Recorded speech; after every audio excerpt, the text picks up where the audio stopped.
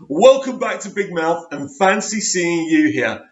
Now, some people have tried to tell me that Star Wars The Last Jedi is a much misunderstood film, that it's very similar to Zack Snyder's Batman v Superman, a brilliant film that people don't understand.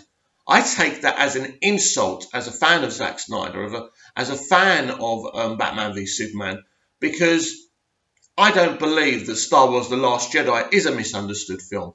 I believe Star Wars The Last Jedi is a very underwhelming film. Yes, welcome to my first YouTube review of Star Wars The Last Jedi. The film that broke the fandom, the film that broke the franchise. Imagine, the prequels couldn't even break the franchise, but this film has. How did Rian Johnson do it? Well, Rian Johnson made a very boring, dull, pointless Star Wars film that really didn't resonate with people. It flopped in China. If you're looking at the kind of numbers that Aquaman's making in China right now, well, a Star Wars film, and Star Wars films, strangely enough, have never really done well in China. I concede that, but this film did terrible in China. So yesterday we had Mr. Scott Mendelson, as well as some other critics, defending their position in saying this is the best Star Wars film ever. Just those words make you laugh or make you want to vomit.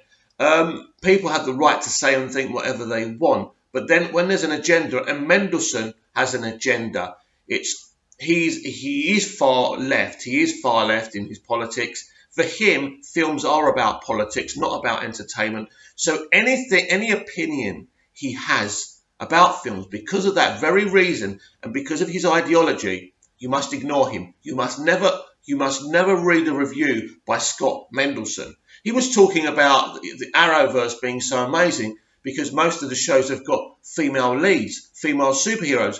That would be pretty cool if they were actually written and displayed in a great way, Scott. But anyway, moving on from that. So yeah, if we get away from the critics who have decided to stand by their reviews, of course, well, they're not going to change their minds, are they?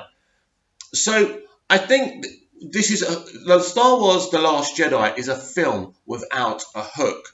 Who's the lead of this film? Rey? Luke? Whose story is it? Who's leading this film? I don't know. You know, in Empire Strikes Back, I understood that this was Luke's story still. I understood that Master Yoda was there, but he was kind of a tool to develop Luke's character, if you like. He was training him after all. But The Empire Strikes Back was never Yoda's story. He was a great character. It was great to meet him, but there was never any confusion. With this film, you don't know. Whose story is this? Luke's? Is it Luke's story? Is it Rey's story?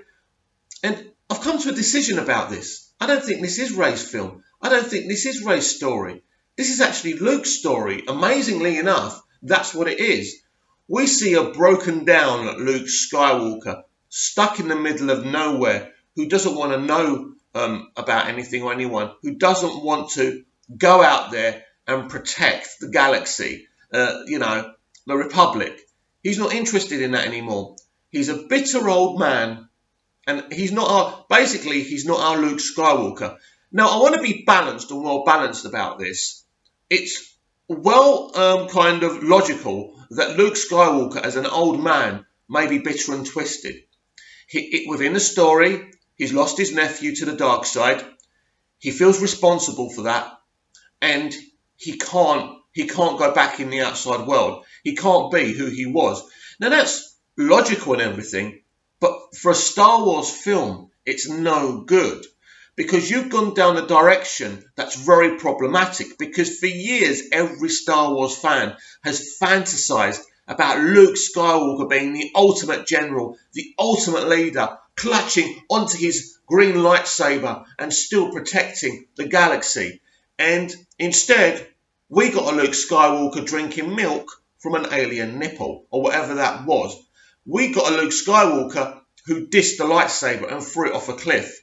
This is not what people wanted to see. So even though Rian Johnson's kind of logic of an old Luke Skywalker being tired and cowardly may kind of ring true and may have some logic to it, it's not what we as fans wanted to see. And then we had this accusation that fans want too much, and it should be about what the filmmaker wants and his vision. A filmmaker's responsibility is to give the audience something. Now, I'm all for a freedom of vision, right? But that vision has to be something that's going to entertain and compel the audience. Because if you're just being 100% self-indulgent, you know, everyone loses. The studio, the fans, everyone, right? There's nothing wrong. All us creatives are self-indulgent. There's nothing wrong with that. It can work. But when you're 100% self-indulgent, it becomes a major problem. Especially when you're making Star Wars, you cannot be self-indulgent or overly political. Star Wars under George Lucas was political, but it was political in a different way. It tried to show you the corruption of darkness, basically. This is not what this film's trying to do, right? So this film has a lot of problems, and we know that so many things that people were triggered about. We have Finn and is it Rose Tico? Now, I'm very concerned about what happened to these characters in this film. They were kind of diverted off from the kind of white characters on their own. Now, I found this very racist, and some people look at me funny when I say this, but I do. A lot of people were triggered because they said, oh, you know, it became very woke and political, but I don't think that's the issue here. I think the issue here is, yeah, let's get the black guy and the Asian girl away from the white characters. That's what it seemed to me. And they sent them on this pointless mission that was so pointless and so dumb. They should have kept everyone together. I mean, they could have been, obviously, you need Rey and Luke to be on their own. But then maybe just before the training's over, you know, Rose and Finn turn up there, and then they all go off to divert to the outer adventure, including Luke. You know, Luke should be ready by then to go back and face Kylo Ren. But the problem is with this film, this is what my problem is. This is supposed to be Rey's story, right? But it ends up being Luke's story because he's the one with issues with Kylo Ren. He's the one who failed him. It's all about him. It's become Luke. This whole thing has become Luke's mythology. And even though he's dead now, we know he's going to come back as a Force ghost in Episode 9. It's so obvious. But because of all that, Rey takes a back seat in her own movie. And this is Rey's story. And this is what I don't understand. So instead of being woke and all of that, or trying to be woke, they got basically, Rian Johnson got everything wrong in this film. He got everything upside down. So it becomes a film about Luke Skywalker. Now, we love Luke Skywalker. We're diehard Star Wars fans. I get it. But this was supposed to be the new generation of Star Wars. So JJ started off really well with developing Rey's character. And she was interesting to me, and she was unique to me. And I did like the dynamic between Finn and Rey. And in Last Jedi, all that went out the window because Finn and Rey barely spent any screen time. And when they did reunite on the Falcon, guess what? She looked at the other guy. What's his name? Right? Poe Dameron. That's right. She's actually giving Poe Dameron shag me eyes, right? And if you Americans don't know what a shag is, I mean, fuck me eyes, right? So after all that building up in The Force Awakens, she now wants to shag Poe. Think about that very carefully before we move on, before you defend this film. Poe Dameron was really good in the first film. We didn't see much of him, but he was good. He was meant to be the new Han Solo. Now, what went wrong with this character in this film? Rian Johnson decided to use him as a handbook on how not to be sexist to women, even though this guy did nothing wrong, right? So this woman, right, with the purple hair or whoever she is, she takes a disliking to Poe as soon as he starts talking logic about her plans and her leadership. So she literally starts hating on him because he's a man. So after all that hating on him, and then she just turns to Leia in the end and goes, oh, I like him. You do? That's how you treat people you like? Jesus Christ, imagine if you liked him. You probably would have put him in a hot furnace and killed him or something. So that character made no sense. And in the end, what they tried to do is make her a hero. They tried to demonstrate strong females in this film, but they got it all wrong. And then you've got the female played by the lady from Game of Thrones in the kind of stormtrooper, silver stormtrooper thing, right? She is a great idea by J.J. Abrams, but she's never developed properly. Now, she plays a very small role in The Force Awakens, but at least it's more interesting and prominent. In this, again, she's just weak. We barely see her. We keep on being told by Lucasfilm that they want to represent strong women, although I hate that term because you should want to represent all women, all people, whether you're strong, weak, or anything. But anyway, right, that's what they say. Where did they represent a strong woman in this film? And then, of course, you've got the controversy over Leia, Mary Poppins Leia, or whatever people were calling her, flying through space. Now, I'll let you into a little secret that won't win me much popularity. When I first saw that, I actually went like that. I was glad she wasn't dead.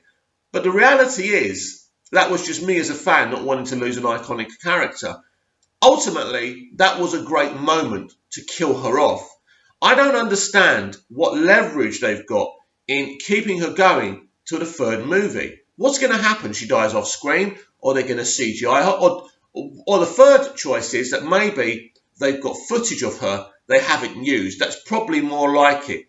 Now, was this a Rian Johnson decision? I very much doubt it. That was a Lucasfilm decision to keep her in the films to the final part of the trilogy. I think that's what they've decided. Now, I always assumed that they did have some real footage of her they're going to use in this third movie, because they've already said they're not going to use computers to generate her within the scenes. So that'll be interesting to see what happens there. But they did have an opportunity there to let her die a hero's death, but they decided to wait until the third film. Now, whether that's wrong or right or wrong, I don't know. I should leave that up to you to decide. So now we go to Snoke. Snoke in the throne room with Rey and Kylo Ren. Now, actually, this is a really, really good scene. I actually like it. It's hero versus villain. It's hero versus big bad. There's monologues. There's everything. It's great.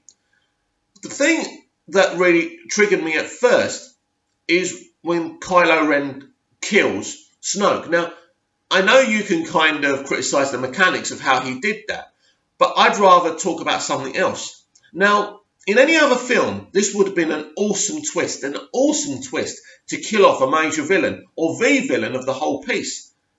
The problem is, this trilogy doesn't have anyone else to take over from this character. Kylo Ren is such a weakly written character.